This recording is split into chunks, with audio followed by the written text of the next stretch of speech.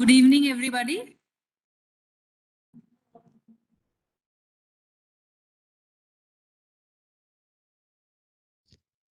Please welcome to the session. We are here to have a live talk session from Dr. Swati Mohan from NASA USA. For this talk session, before we actually start the session, I would like to invite our President, IITR Alumni Association, Lieutenant General Vishambhar Singh sir, to just initiate the session with a few words. Welcome, sir. Thank you. Thank you, Rishika. I will not take much time of yours and will not stand between you and Dr. Swati Mohan. I know that all of you are very eager to listen to her success story. I'll say that ITRA, as part of our outreach program, we are not only actually reaching out to the alumni wherever they are located globally, but we are also reaching out to our extended family. Family, I mean extended family. I mean, if I take a leaf out of the army life, is that our children and their children are also part of the extended family, and so is Dr. Swati Mohan, the daughter of our distinguished alumni, Shri P.S. Mohanji, who is now in USA, NASA. Very happy to see some familiar faces as well. So welcome, Dr. Swati Mohan.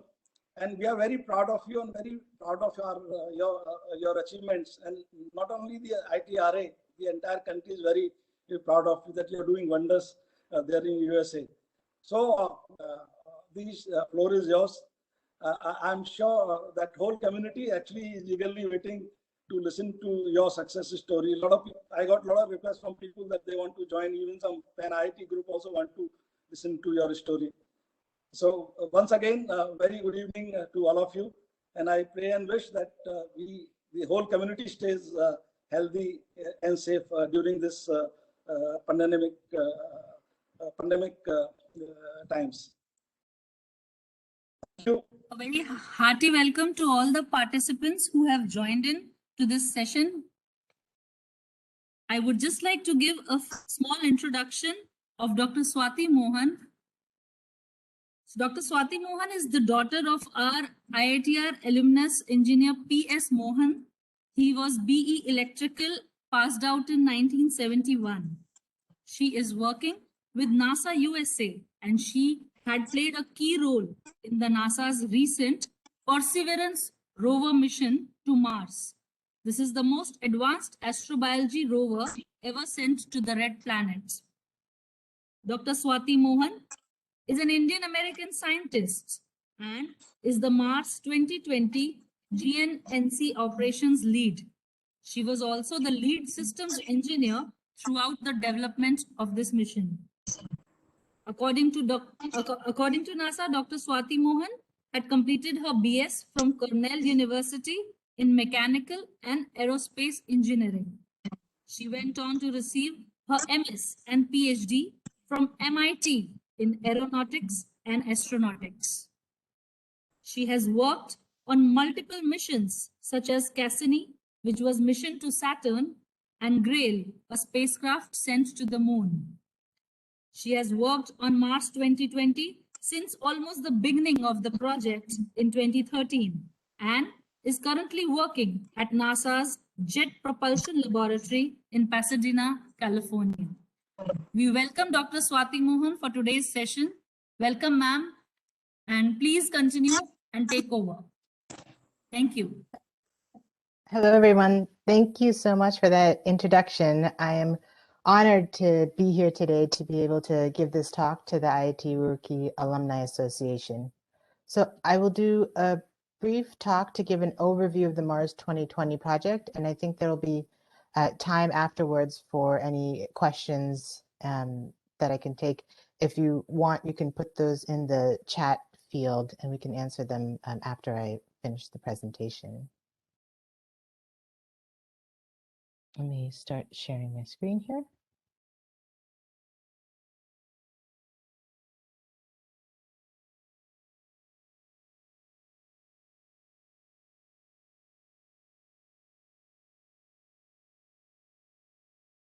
Can everybody see my screen?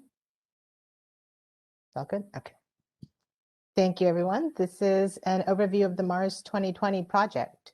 So Mars 2020, or the Perseverance rover, is the latest in a long line of astrobiology missions that NASA has sent to Mars. The campaign started in the late 1990s, and the premise was that Mars is our closest neighbor, and we know in the past that it had an environment that was very similar to that of Earth's.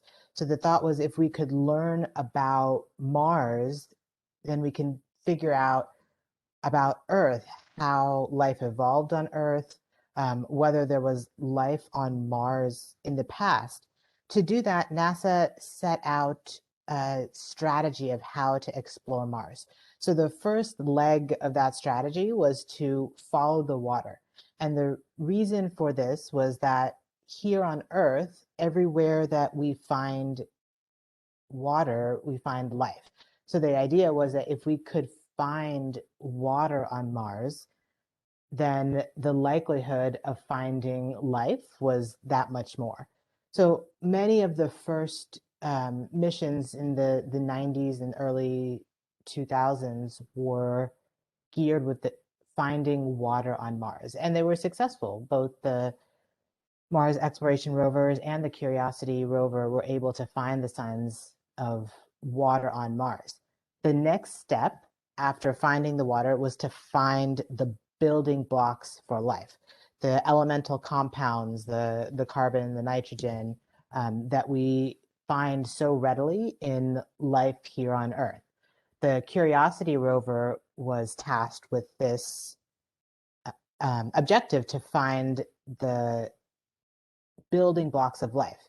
So once we were able to find the water, find the building blocks for life in the previous missions, now Perseverance's mission is to go the next step and actually find the signs of past life on Mars, if they were to exist, and then also start building the technologies to prepare for future human exploration. As I mentioned, Perseverance is the latest in a long series of rovers. The first one was in 1997, called the Sojourner rover with the Mars Pathfinder mission. And Sojourner was a technology demonstration. It was an idea that engineers had of what we could do. Was it even possible to send a robot to Mars that could actually drive around? And Sojourner was the size of a cereal box at most. So it was tiny. It couldn't go more than a few meters from its mothership Pathfinder. But through that technology demonstration, we were able to demonstrate the techniques of how to drive around on Mars. With that technology demonstration, we built to the Spirit and Opportunity rovers in 2004. These were twin rovers sent to two different locations on Mars, solar powered, and they were only designed to last 9 months, but they lasted well over that and were able to drive in all sorts of terrains to learn about the planet. With the success of Spirit and Opportunity came Curiosity. Now, Curiosity was an order of magnitude larger than Spirit and Opportunity. It was about the size of a car. And the technologies that we needed to land on Mars got progressively harder between Sojourner, Spirit and Opportunity, and Curiosity. So for Spirit and Opportunity, these were smaller rovers, about person size, and the technique used to land Spirit and Opportunity was to basically cover them in bubble wrap in a huge set of balloons, and then as we're coming down through the atmosphere, come down on a parachute. Once the parachute slows us down enough, the rover is cut. It drops to the ground encased in these big set of balloons, and the balloons take all the shock. So the rover just bounces until it finally comes to a stop. And then once the vehicle detects that it's stationary, then it cuts the balloons and is able to drive out from inside. Now, this worked because the balance of the mass of the Spirit and Opportunity rovers and the gravity on Mars and how fast you would still be going at the end of the parachute all worked out so that we could build these balloons that were strong enough to encase Spirit and Opportunity and get them to the ground safely. That same technique did not work for Curiosity. Curiosity was an order of magnitude larger, and when we tried the same technique for Curiosity, the terrain on Mars and the force of the bounces for such a larger rover was causing all of these balloons to pop and tear, and then was creating damage for the rover.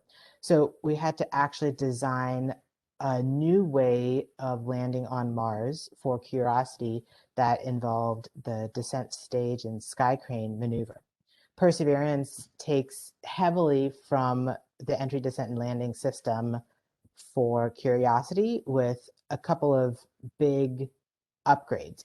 And those upgrades were really required because Perseverance was going to a landing site that was much more hazardous than Spirit, Opportunity, or Curiosity went to. Spirit, Opportunity, and Curiosity essentially went to parking lots. They went to large flat areas that we were sure were free of all of enough rocks or hazards that they could land there and then drive to the areas where the scientists were actually interested in going. But Perseverance had a much different mission. So Perseverance really had to seek the signs of life. It is the first step in Mars sample return. So the goal is for Perseverance to actually find and collect samples, and those samples will eventually come back to Earth one day. So given that after all these billions of dollars and multiple decades of work to bring back these samples, we wanted to go to the absolute best place on Mars that we could find that would have the signs of past life. So the scientific community picked Jezero Crater as the likeliest spot that we could find the signs of those past life. Jezero Crater is an ancient lake bed on Mars, and it has these features where you can, in this picture, see where the river would have flowed in to this larger basin and the channels it cut in from the higher elevation down to the ground here.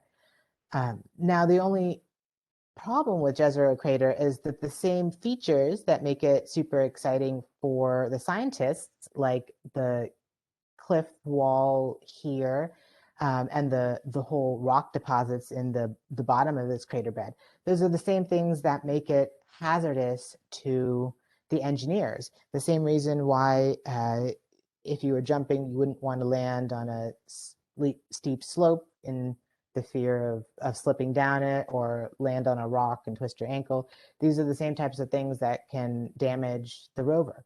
So our task was to go to Jezero Crater. We had a landing area, landing neighborhood of about 8 kilometers as designated by this white circle. But we still had to land safely in that area with over 99% probability of landing safely. So we had to make sure that we could avoid these cliff faces, that we could avoid landing on any of these rocks that might damage the rover. So in order to do that, we started with the Curiosity entry, descent, and landing system, but then upgraded it very strategically in order to deal with the landing site that we were given. So Perseverance, with the aim of going to Jezero Crater, has 4 main phases of its mission. The first phase is launch. This is just getting the spacecraft off the ground from Earth. We have a cruise and approach period of getting from Earth to Mars entry, descent, and landing, which is the shortest yet most complicated phase of the mission of getting from space down to the ground on Mars. And then the final one is the surface mission. This is the entire reason that we're going to Mars, to allow Perseverance to actually travel around Mars and to find samples and look for things and actually do the science of Mars. Here's a picture of Perseverance, the whole Mars 2020 spacecraft in Kennedy Space Center just prior to launch. And I put this here to give an example of how many different pieces there are of the spacecraft. So the Perseverance rover is just this piece of the spacecraft.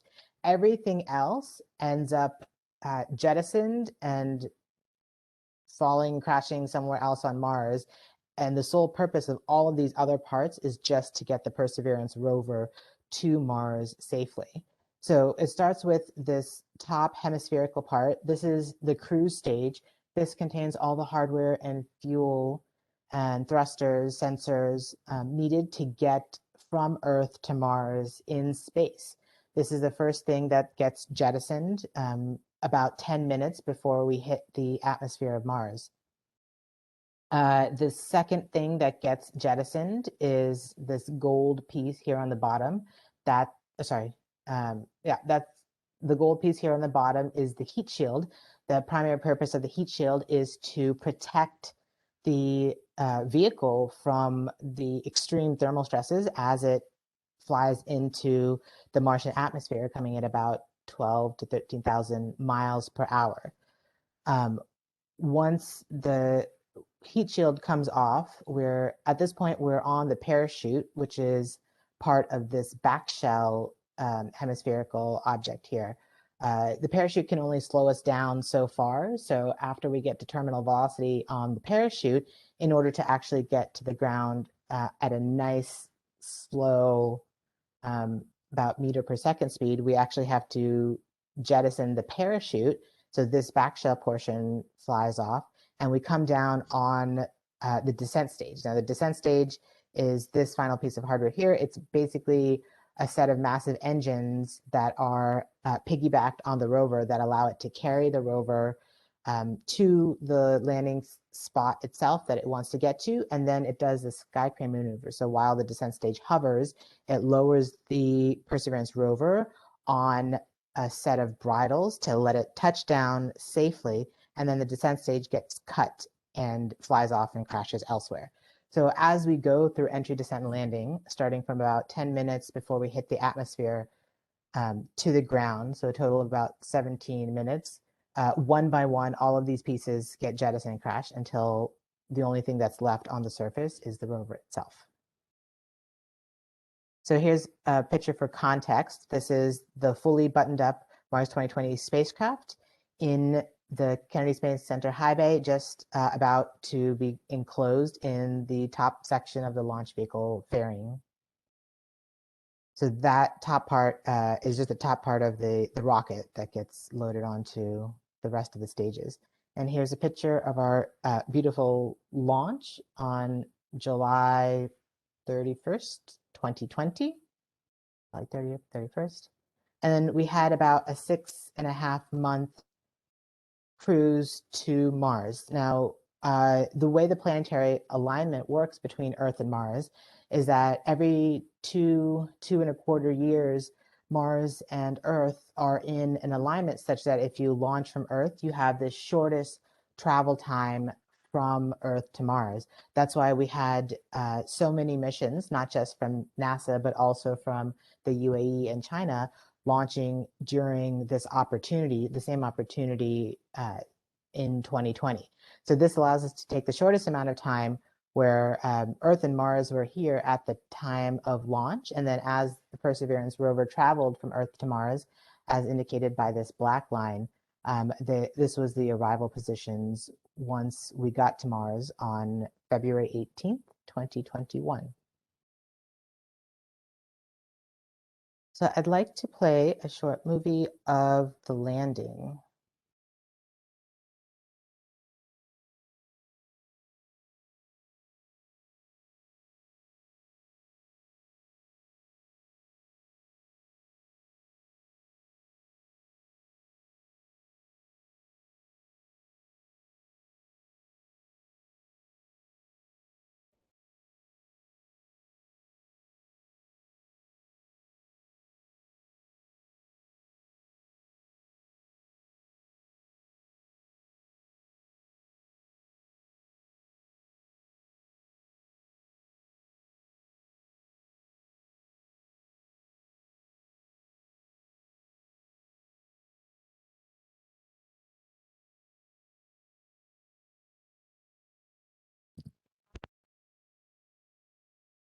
Audio isn't working. Let me start again and see if that works. Is that better now?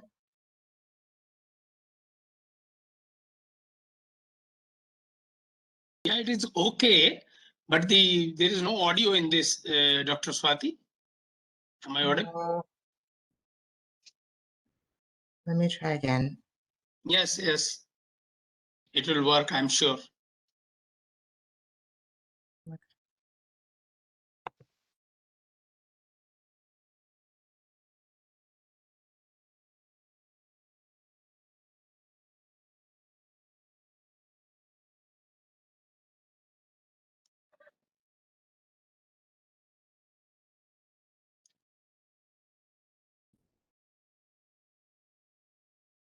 Apologies. Let me attempt to share through another once more to try to get this audio working.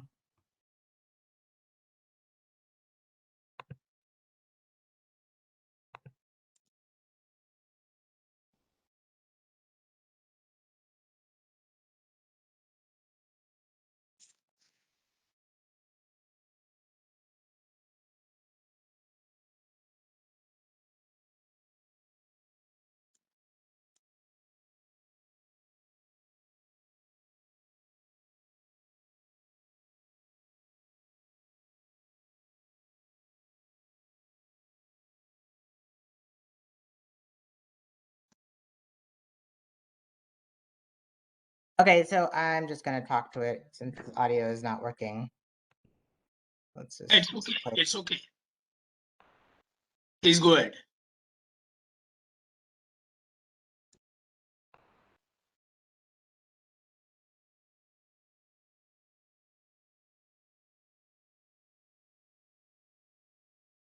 So on February 18th, 2021, the Perseverance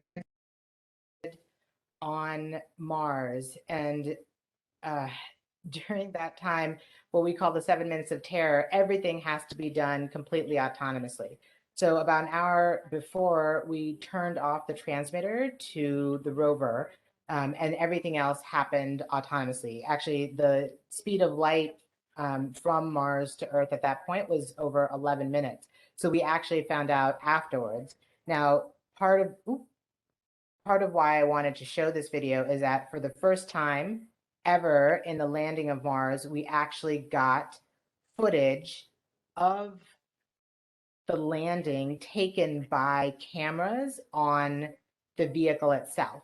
So up until this date, we had only used the sensors, telemetry, ones and zeros information that came back to design the next mission. But for the first time, we actually got footage of the landing on Mars. And two particularly interesting things that were always that were the best part of this video for me. This is the first one. This is the actual parachute as deployed on Mars, taken from a camera that looks up from the back shell to the parachute itself.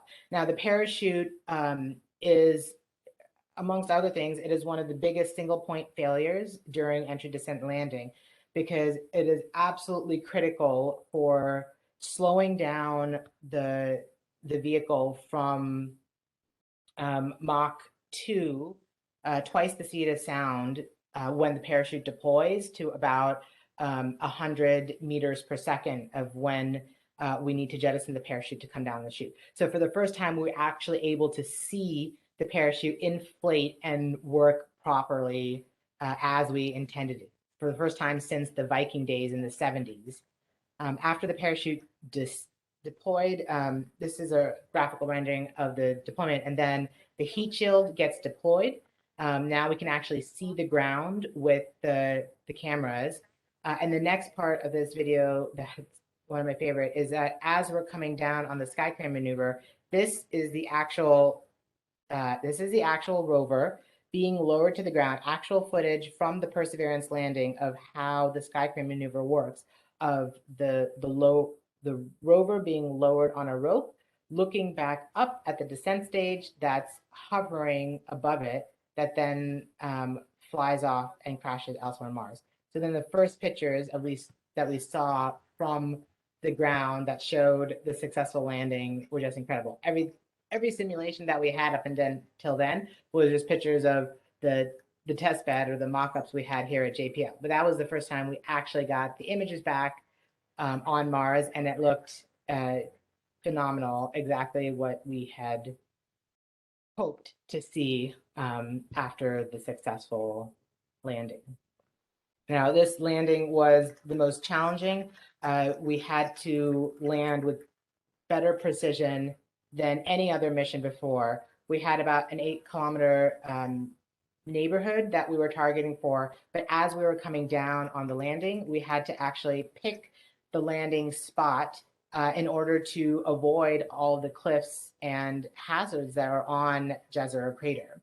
So when we came down on that day, we performed the new technology called terrain relative navigation, where the Perseverance rover was actually able to take images as it was descending on this parachute, look at the ground, see where it was with respect to map, and pick the safest spot that it could get to based on where it was. So out of an 8-kilometer ellipse in terms of a landing neighborhood, we had a requirement to pick a landing spot, an actual lat-long spot on the ground and land there to within 60 meters. On the actual day of landing, we were able to land within 5 meters of the spot that we targeted on the surface of Mars. So after traveling about 300 million miles to get from Earth to Mars, we landed within 5 meters of where we picked to go, which just always makes me feel super incredible how all these pieces came together to enable that.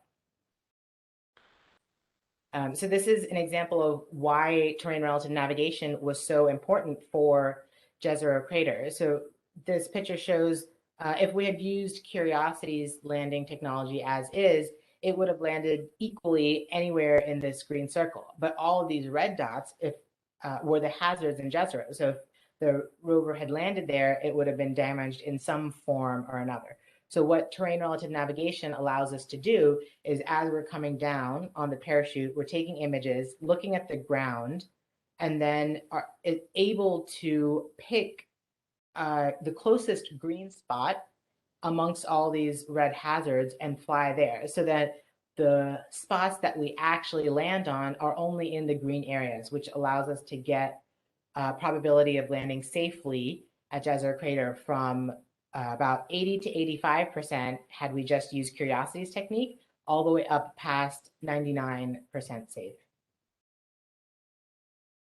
And then finally, I just wanted to give a shout out to the entire team. You know, trying to land on Mars is a huge team effort, and we had partners at different NASA centers across the country, between NASA Langley in Virginia, NASA Houston in Texas, NASA Ames up in the Bay Area. We had industry partners across the globe. We had instruments contributed from multiple different countries, and so many people who have to come together with so many different backgrounds and disciplines and paths to get them there, all with the express purpose of doing their part to put this entire mission together. And it really takes an entire team in order to make sure every single part is what it needs to be, and that they all fit together to make the whole project come together. And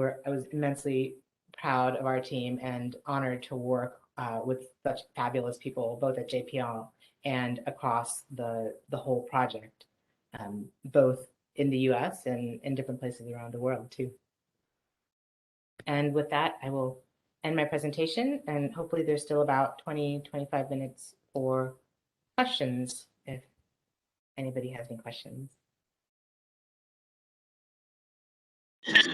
Thank you, Dr. Swati Mohan. This is really great, and we genuinely appreciate your efforts.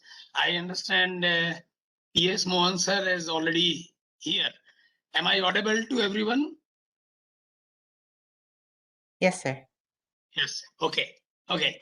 So I understand your father, P.S. Mohan sir, is also here in the audience, and let me share with all of you that just 12 hours back was his birthday. So Swati has asked me that she wanted to dedicate this to her father's birthday, and I will request first of all Shri P.S. Mohan to kindly say a few words. And Ruchika, please unmute Mr. P.S. Mohan. Yes, sir, I'll just do that. Yes, because he is our alumnus, 1971 batch, and so nice, and he could arrange, and his daughter came, and our president, Lieutenant General Vishambar Singh, wanted us to take initiative where not only alumni but their family members are also part as extended family, and we all work together. So we have taken, this is the first time we are taking not from alumni but from family of alumni, which may not necessarily be an alumnus of Roorkee. Thank you. Thank you very much. Can you hear me? Yeah. Yes, we can hear you, sir. Thank you very much. And obviously that was a very proud moment for all of us, definitely in the family. And I am really proud that being an engineer, my daughter is also an engineer who achieved this feat. So basically, I was living my dreams through my daughter. So thank you very much. And I really give it all to our alma mater, University of Roorkee, and now she's IITR. But thanks for everyone for joining and wishing me good birthday wishes. And this is a good birthday gift for me. Thank you, Swati, and thank every one of us. Thanks, Dr. Mittal. Thanks, Lieutenant General Vishambar Singh, and everyone. Thank you. Thank you, sir. Happy birthday once again. We will now take some questions. If Ruchika, can we unmute everyone, and one by one we can ask them to raise hand and ask questions? Yes, yes, sure, sir, I'll do that. Now we will unmute everyone. I think we should take the first question, sir, from the youngest of the lot. There's Ishita Singh. She's 6 years old. She's put it in the chat box, I guess. Okay. Please repeat.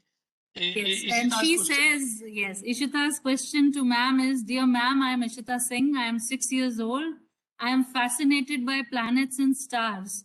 Can you please refer me some books, course, or TV programs? And is it allowed for kids to visit NASA?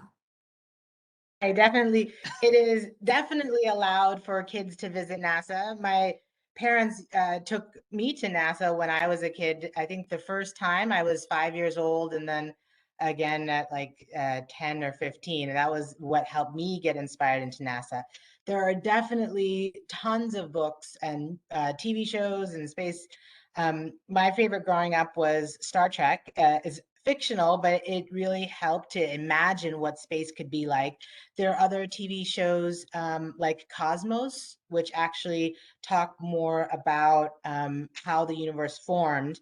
And then there's a wide range of books. One of my favorites is called October Sky, which is the story about Homer Hickam, who was a student in a very rural area of West Virginia, and how he discovered space through the Sputnik program, and how his journey went. There's other books that are written by astronauts called like Two Sides of the Moon, which is a biography by Alexei Leonov and Dave Scott about both the US and Russian space program and how they eventually started working together. I have so many favorite space TV shows and books that I can pass along a list to maybe Dr. Mittal Singh to distribute amongst the Roorkee Alumni Association to give more details. Yes, thank you. There was one question which was asked by Mr. Sampreet Singh at 6:51, although it was answered by another participant. But I should pose this question to the speaker of the session. How does the rover collect samples and make them back to Earth? That was the That's question. That's a very huge technological feat. So it actually will take 3 different missions in order to get the samples back to Earth. Perseverance is only the first of a mission, but its job is to actually collect the samples. So on the front of the rover, it has what we call the sample caching system. It's a series of like 3 to 4 robotic arms that has multiple drill bits inside that allows it to pick a drill bit, extend the arm, actually drill down into the ground, and it has different types of drill bits based on whether the ground is super rocky or sandy or sludgy. So it picks a core sample of about this big, and then it's taken inside the rover and prepped. So the rover can actually look at the sample under a microscope. It can do some sample analysis on that, and then putting in a holding area. And that after the scientists on the ground receive that information, it takes the samples and puts them in a pile that will eventually be returned back to Earth. Now, what the plan is right now is for Perseverance to actually drop the samples on the ground in a pile. And the next mission, which is the Mars Sample Retrieval Lander, will have a small fetch rover similar to like the Sojourner rover. It will, the Mars Sample Retrieval Lander has to actually land next to where Perseverance drops the samples on the ground. The little rover will go and pick up the samples. It will put it in an orbiting capsule about this big. And there's room for, I think, about 20 samples in that orbiting capsule. The next mission, the Sample Retrieval Lander, will actually have a rocket on the lander called the Mars Ascent Vehicle. The samples get put into the rocket.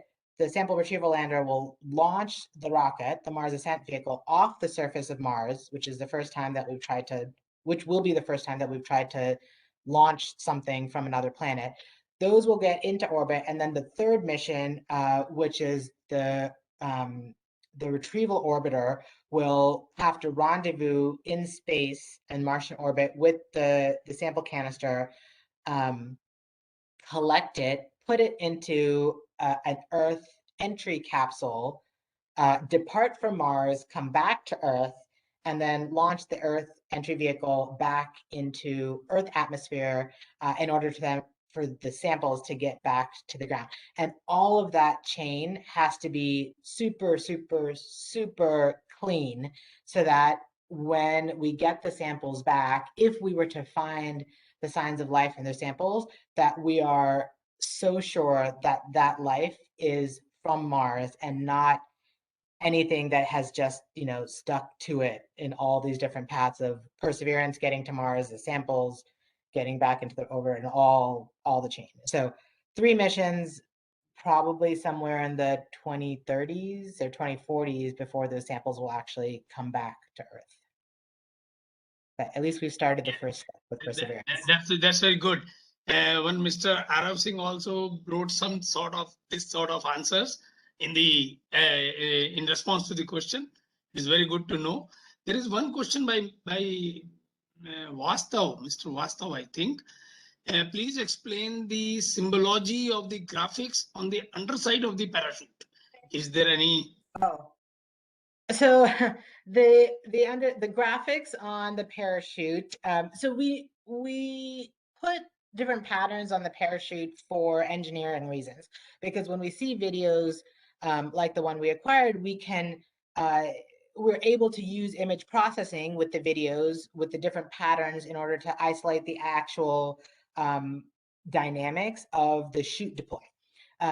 But once we knew we had to put a pattern, we could pick any pattern. It just had to be discrete and not repeating, because you didn't want any common mode dynamics. So it had to be fully discrete across the entire rotation.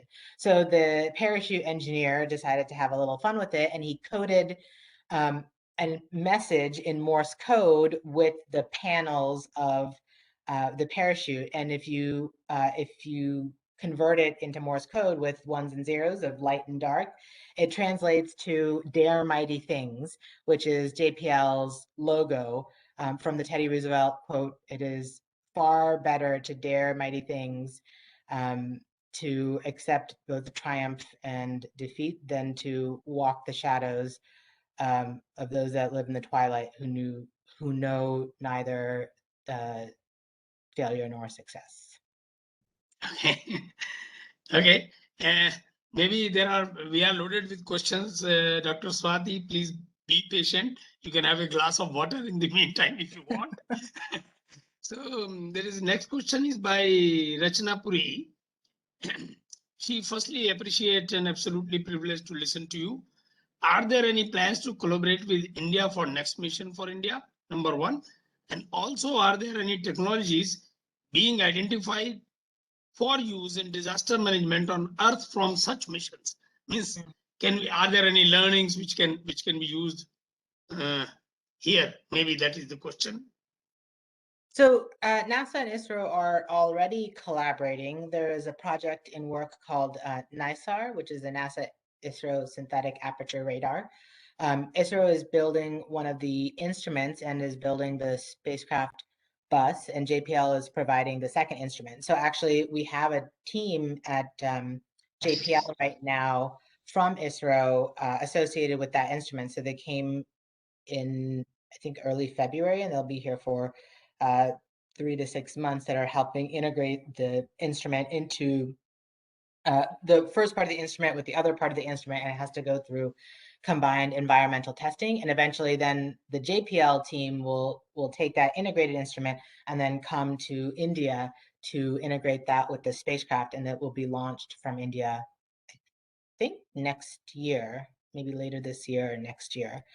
And that is an Earth orbiting mission. So it's intended to be able to look at, I think it's intended to be able to look at rainwater accumulation and Earth climate in order to make observations from that. So it's one in a series of Earth orbiting missions that NASA is trying to pursue to help gather the information for mitigating these type of disasters or disaster relief by learning more about what the Earth environmental cycles are, both from carbon, from water, from atmosphere, and they all kind of complement each other in order to provide different views of the planet to allow for understanding and hopefully prevention for disaster relief, especially associated with climate change. Okay, that's good. There are many more, at least a few more. One by Dr. Dedatta Ghosh. He says, what are the different sensors sent to the rover to analyze the Mars sample on site?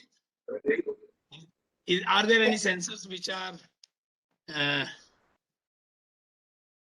analyzing the samples on site at the Mars itself and sending you only the data, not bringing the samples to the Earth?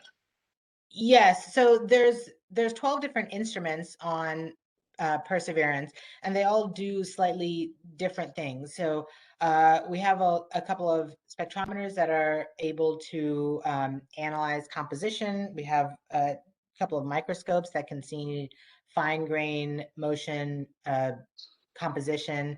There's sounding radar that can penetrate subsurface. There's, let's see, Pixel, Watson, Sherlock. There are multiple different instruments in addition to those that are in the sample caching system.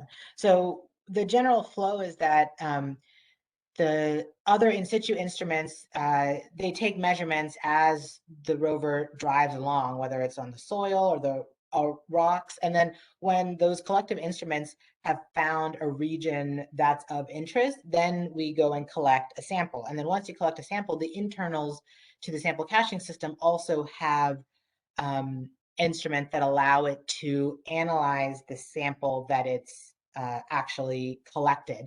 And all of that data is sent back to the Earth before we commit to a sample, because we only have a certain number of sample tubes. So we have the option of whether when we collect the sample, we analyze it. And I think we have the option of whether to store it, to discard it, to store it in like a maybe section also. So there's all the suite of instruments are going to be used to making those assessments of which samples to keep or not, because those will be the most critical that come back to Earth eventually. Okay, that's great. One general type of question is there by our alumnus and executive committee member, Mr. Kapil Puri. He says, I wanted to ask about what are some larger benefits to humanity that are typically achieved from such missions, and what are we hoping to benefit from this Mars mission apart from proving certain technological advances that have been made. I mean, technological advances are good, but are we going to achieve something more for the humanity here? Although you covered in your lecture that probably we'll know what happens in future to Earth or something like this. Would you like to comment briefly on this? Yeah, so there's kind of two aspects to that question. The first aspect is, what is the objective of the mission, not just from the particular mission, but the overall question that is trying to answer for humanity. And for the Perseverance rover, the fundamental question that it and all the previous Mars missions have sought to answer is, are we alone in the universe? Alone. Okay. We seek signs of life. If we were to find signs of life on another planet, having originated there, that's a huge game changer for humanity's understanding of our place in the universe, because that means we were not alone. This was not the only planet that life evolved, and that's a significant change to our current thinking of how we evolved and whether there are others out there like us. If we know that there was life even on our closest neighbor, then the likelihood that there is life elsewhere in the universe suddenly goes up dramatically. Correct. Correct. The second aspect okay. is the technological advances. Just trying to reach for these goals gives us a benchmark to create these technologies, because they don't come out of thin air. They get created from necessity, and as once you create it, then they get applied to all sorts of different use cases. I will take two questions. Yes, Dr. Swati, I will take two more questions, and some people have raised hands, maybe 2, 3, whatever time you have, energy and time. One from Kamal. What type of alloys are used in the rover body, number one, and material used in the tires? Tires of the rover that you... Yeah, so most of the alloys are metallic in some sense. There are some paints and stuff that are polymers. We try to use as little organics as possible, because we had a cleanliness requirement that was orders of magnitude stricter than any previous mission, because we were a life-finding mission. The tires themselves are, I believe, aluminum or titanium, manufactured in a way to have a certain pattern to allow it to drive on Mars.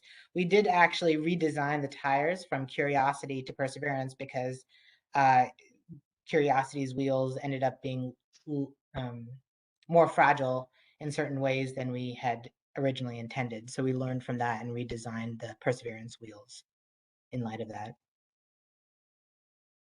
Okay, that's good.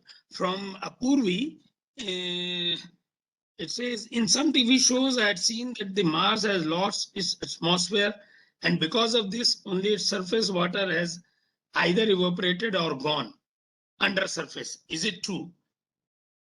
Mars does still have an atmosphere, but it is much thinner than that of Earth's. The water that's still on Mars, because of the temperatures and pressures, are mostly subsurface and mostly in the ice form. So there are still some in the polar ice caps, and there are still some subsurface, but they're either in the ice form, or they're very heavily salted subsurface that allows it to still somewhat be liquid, but in a much more as a brine solution than actual water, how we would think of here on Earth. Okay, one question was from Lippy. What is the power source on the Perseverance rover? what kind of power source it uses? Perseverance uses a nuclear power source. It's called a radiothermal isotope generator. So it basically uses the decay of the radioisotopes from the plutonium in order to power the rover. Okay. Same as what Curiosity used. Same as what Cassini uses also. And Kushagra Singh also asked, Madam, my question is why there is a nuclear reactor on Perseverance? Why there is a nuclear reactor? Why it is needed? Yeah, the nuclear reactor is used to get the consistent level of power that we need over the long duration. So because Mars does operate with an atmosphere, it accumulates dust. There's wind, there's dust storms. So after a while, if we were to use solar panels, the solar panels will accumulate with a fine layer of dust, which over time reduces the efficiency that we can get out of solar panels. The last mission that we used with solar panels was the Opportunity, Spirit and Opportunity rovers. They could only be designed for 9 months because the accumulation after that would degrade the solar panels. Now, Opportunity actually had the benefit that it happened to go through a Martian dust storm. And the Martian dust storm, it was particularly not violent, but it was particularly strong, and it actually swept some of the dust off the solar panels, which was completely fortuitous. We actually got much more life of it afterwards because of that clearing. But you can't plan for that. We have no idea how those dynamics happen on Mars, and they're somewhat random. So in order to achieve what Perseverance and Curiosity needed, because they have a Martian lifetime of over a year, they need to be able to last that long to be able to survive through the Martian winter. And in order to do that, they need a significant power source, which is why we chose the nuclear power source. Okay. There are more questions coming, but what I think, there are few raised hands. One is by maybe young man Arav Singh. Arav Singh, are you there? Can Ruchita, can we unmute him? Yes, you have raised hand. Are your questions answered, or you have one more? Last one question, please. Introduce yourself. Who are you? How old are you? And then ask the question. Sir, I'm Arav Singh and I'm 9 years old. I have at least only one question, and it's very important. So I was just thinking that can we actually terraform new planet? Because I've seen that there can be several problems on other planets, some unfamiliar conditions or any types of other things that might stop us. So are we actually prepared for all of this, or is it just the end? So terraforming Mars is something that has kind of floated around the scientific community and science fiction novels for a very long time. There are a lot of challenges for terraforming Mars because when you talk about terraforming, it's on a global scale.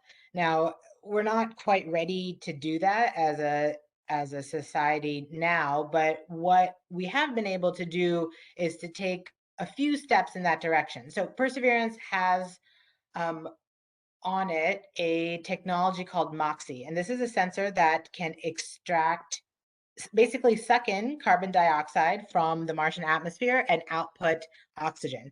So you can think of this as the first step, that if we ever wanted to send humans to Mars, we need to be able to generate our own oxygen for the humans to breathe, because we need so much that we can't possibly bring it from Earth.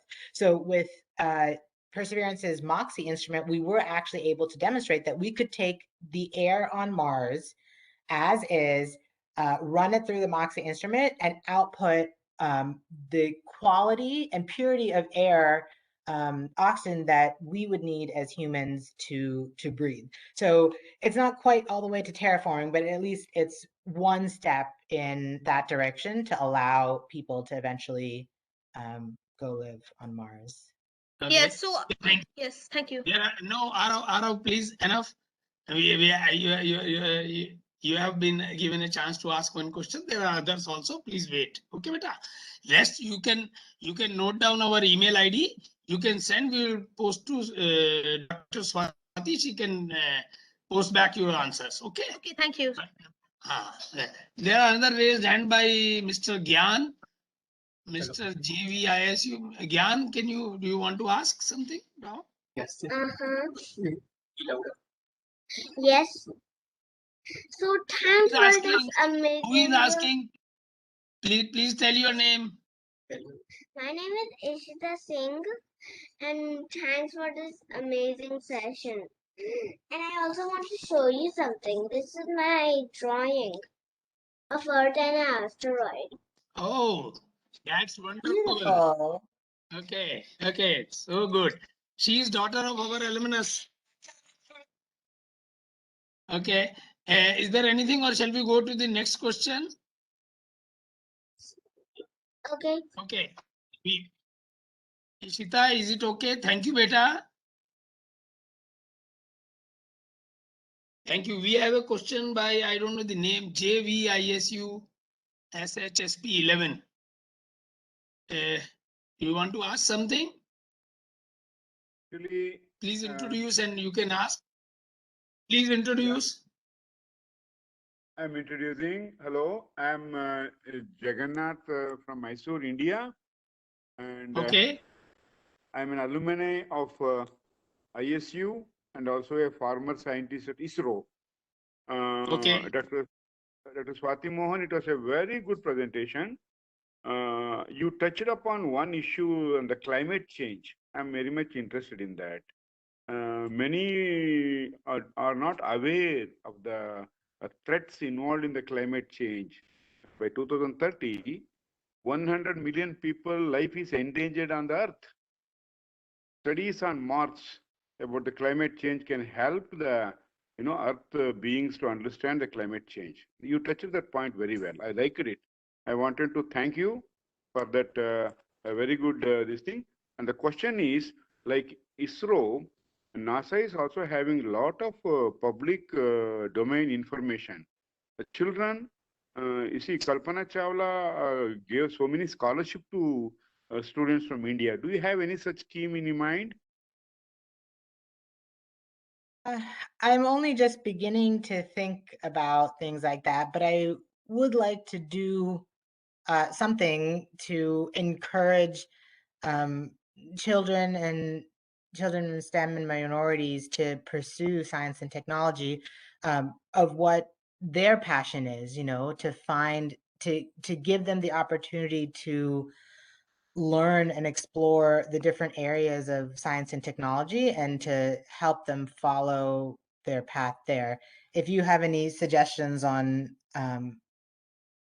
methods or techniques of how to accomplish that, I would be happy to listen and to take your advice. That's great. Please share with us through alumni association. We will pass on the information to Dr. Swati and come back to you.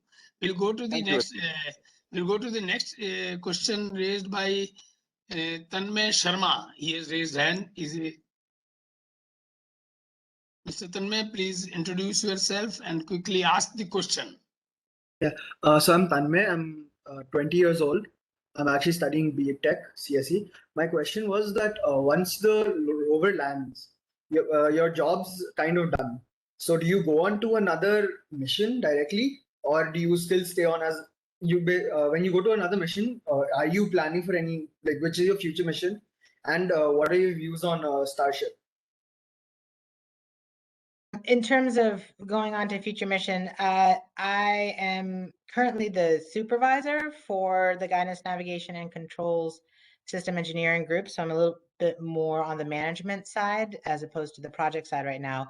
I am helping out though with the Mars sample retrieval lander, which will be the next Mars mission that's following on from Perseverance. Very interesting. The second half of the question of my opinion on Starship, the SpaceX launch, was that the question? Yes, ma'am.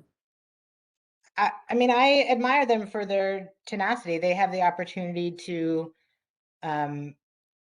be able to develop technology in a different, more robust, more agile way through actually testing, learning from the testing, and repeating. We don't necessarily have that option when using government funding at NASA, so it tends to be a much slower process to get all the ducks in a row to do the testing. But the aim is the same of furthering future space exploration and making access to space easier, because once we do that, then it opens up capability of what we can do in space as you make the access to space more efficient.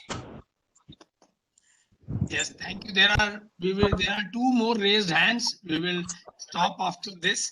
One is by Mr. Vaishnav Singh. Please introduce and quickly ask the question.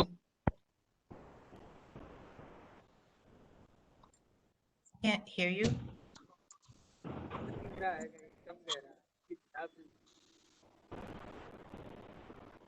Hello? Mr. Vaishnav, we cannot hear you. Hello, can you hear me? Yes, now I can hear you. Yes, hello, ma'am and sir. And my name is Vaishnav Singh, and right now I'm studying in 8th grade. So, my question was like, how does a planet lose its atmosphere? That is a very good question. I have to admit, it's been a long time since I took my planetary science courses, so I do not have the answer off the tip of my tongue. I will have to research that a little bit and get back to you. Yeah, if you know that, Dr. Swati, please share with us. We'll try to reach back to Vaishnav to answer his question. Thank you, Vaishnav. So, Then I have another question. no, sir. no, I no, have another Vaishnav, question. enough, please. Enough, please. Thank you. Silotia sir. Yes, one question if summer I'm permitted. नहीं अभी एक minute बस sir यहाँ पे एक दो raise hands हैं already mister Sampreet Singh has already asked a question. Please ask a small question, and then Lalit Khandelwal one question, and then Devi Singh Sirotia sir.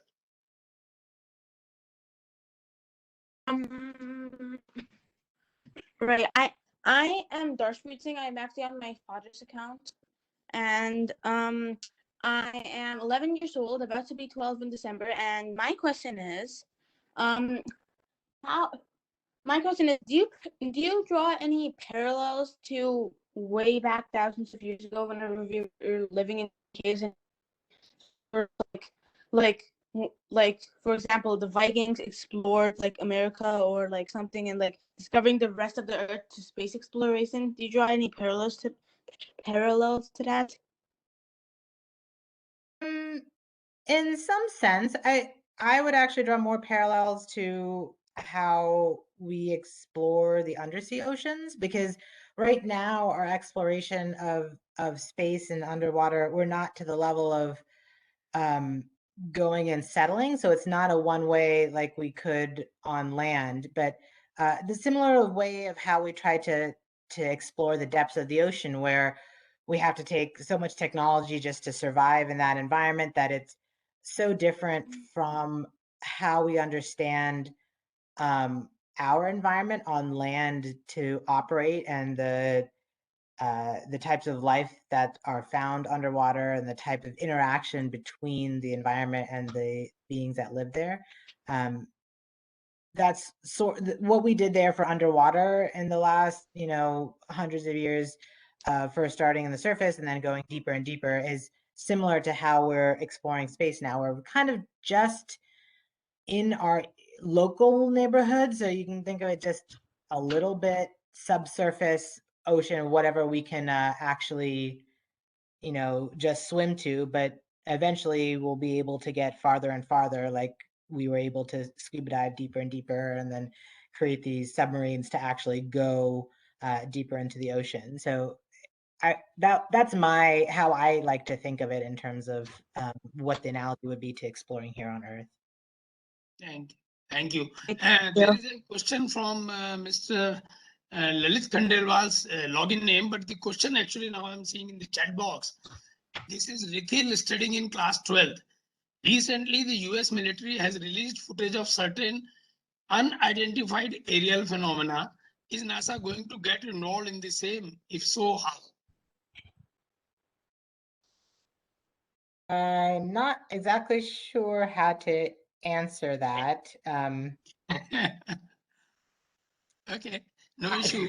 But yeah, that's maybe. I mean, I can say one thing. I can say one thing about that. So there's there are a lot of unidentified phenomenon. I mean, there's a lot of objects also that we don't know very much about that can have attributes that are confusing. So one of these are interstellar objects. These are objects like asteroids and comets that come in from not from our solar system, but from elsewhere. And the reason we know this is because our solar system works in a ecliptic plane, and these objects are highly elliptical outside of that plane.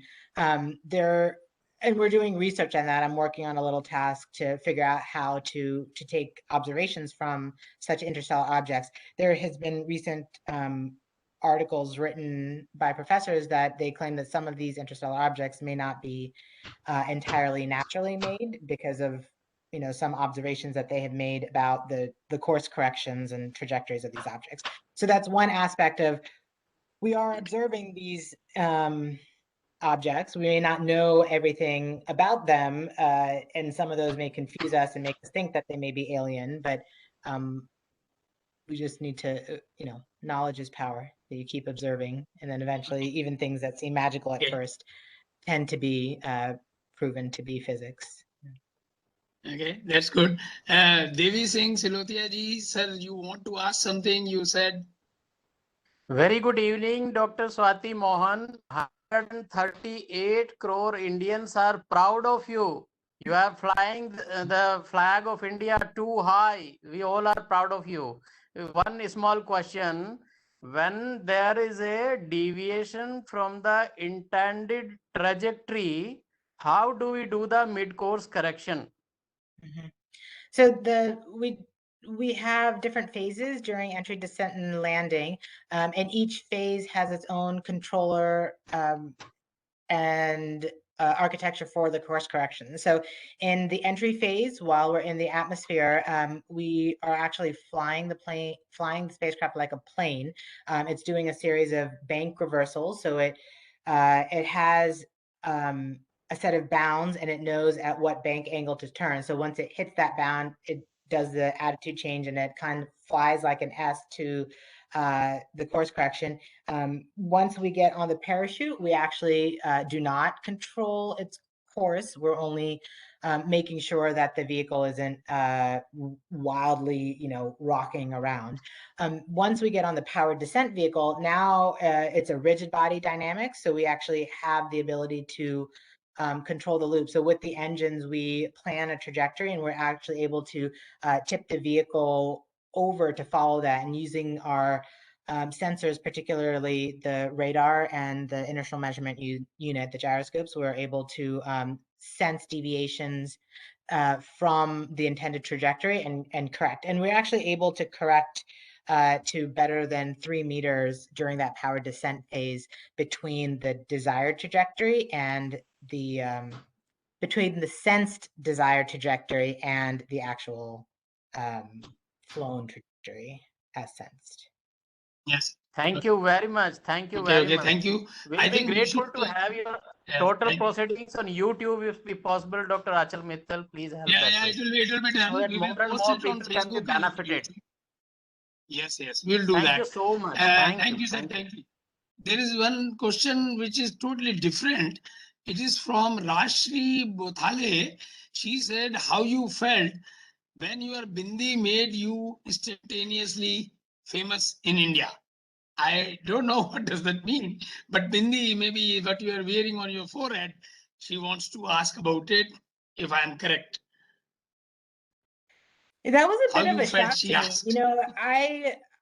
I've worn the bindi all my life, and for me, wearing it to work that day, it wasn't to make a statement. It wasn't to be a role model. It was simply because that's who I was, and I was getting ready for It's a part work, of practice. and I wanted to, I wanted to make sure I was appropriately dressed. Nobody at work thought anything different of it, because that's how I looked all day. So to see so much media outlet focus on the bindi was it's very surprising to me. I definitely did not expect it. Yes, that's there.